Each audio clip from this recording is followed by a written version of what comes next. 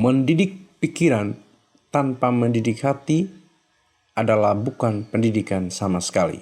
Aristoteles. Selamat pagi, salam sejahtera, salam hebat, dan salam sehat untuk seluruh Bapak dan Ibu guru. Perkenalkan, nama saya Bartolomeus Mbangga, unit kerja SMK Negeri 2 ND, calon guru penggerak Angkatan 10 Kabupaten ND. Pada video kali ini, saya akan memaparkan materi tentang pembelajaran sosial kultural, di mana modul ini telah kami pelajari kurang lebih sebulan. Nah, video ini saya akan membuat suatu kesimpulan, suatu pemahaman saya terhadap materi yang telah saya pelajari ini. Adapun pertanyaan pemantik sebagai panduan dalam pemaparan ini adalah, apa kesimpulan tentang perubahan pengetahuan, keterampilan, sikap sebagai pemimpin pembelajaran setelah mempelajari pembelajaran sosial dan emosional? Pertanyaan ini dapat saya jawab bahwa sebagai guru sangat baik untuk mempelajari modul 2.2 tentang pembelajaran sosial emosional ini. Karena guru perlu memahami, menghayati, dan mengelola emosi. Ini bagian daripada kesadaran diri. Berikutnya juga guru perlu menetapkan dan mencapai tujuan positif dari pembelajaran. Bagian daripada manajemen diri. Merasakan dan menunjukkan empati kepada orang lain. Kesadaran sosial. Membangun dan mempertahankan hubungan positif. Ini adalah merupakan suatu nilai kemampuan berelasi, serta membuat keputusan yang bertanggung jawab. Ini berbicara tentang bagaimana seorang guru harus mengambil suatu keputusan yang bertanggung jawab. 5 hal ini sebagai wujud atau penerapan dari 5 kompetensi sosial dan emosional yang perlu diterapkan di sekolah atau di kelas. Adapun bagian lain untuk menjawab pertanyaan ini adalah bahwa sebagai pemimpin pembelajaran perlu menerapkan 5 kompetensi KSE ini di sekolah maupun di kelas.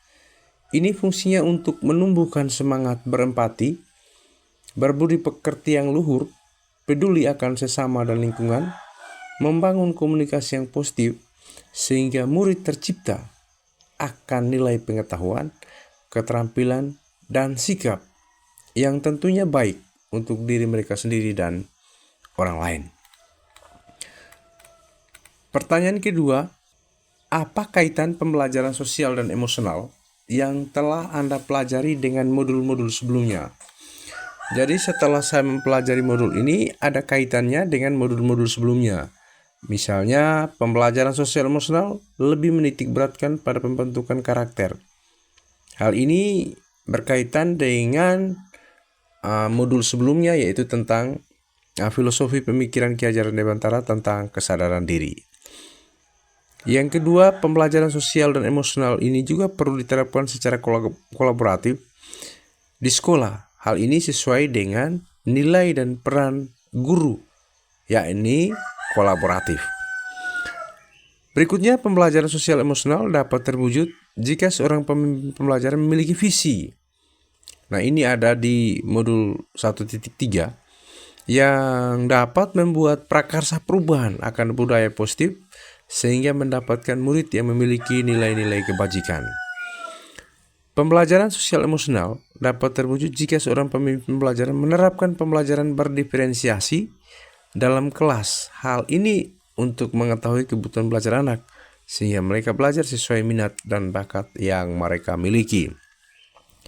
Dan terakhir, bahwa seluruh modul ini saling terkait satu dengan yang lain untuk mendapatkan peserta didik yang berprofil pelajar Pancasila dan menjadikan peserta didik adalah subjek pembelajaran.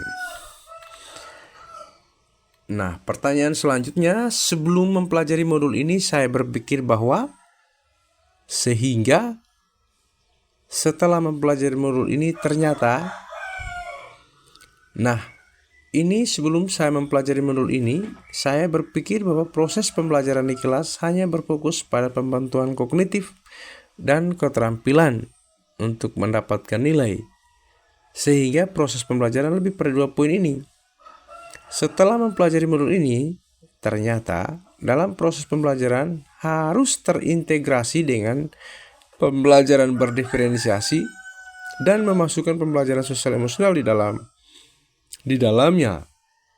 Ada 5 kompetensi PSE ini: kesadaran diri, manajemen diri, kesadaran sosial, manajemen diri, dan membuat keputusan yang bertanggung jawab.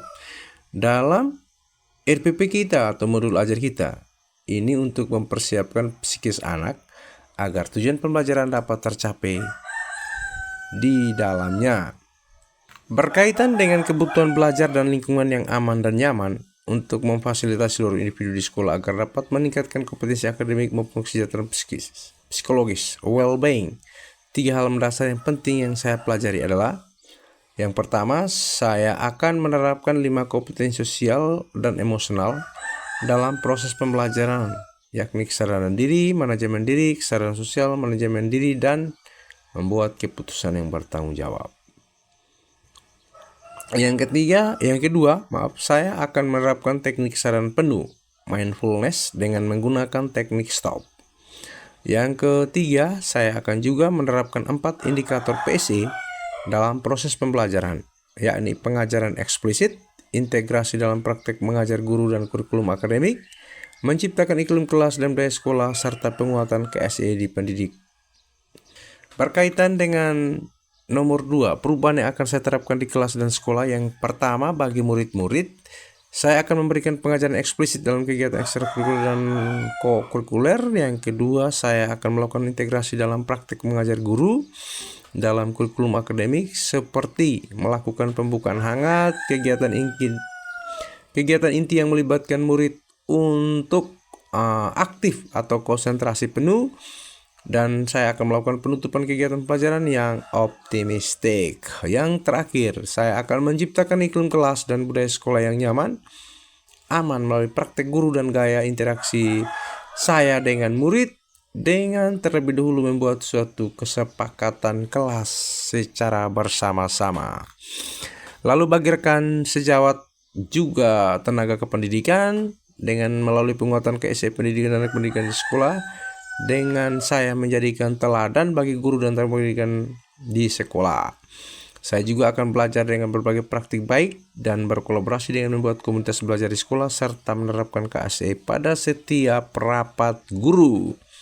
Ini saja pemahaman saya akan materi yang telah saya pelajari.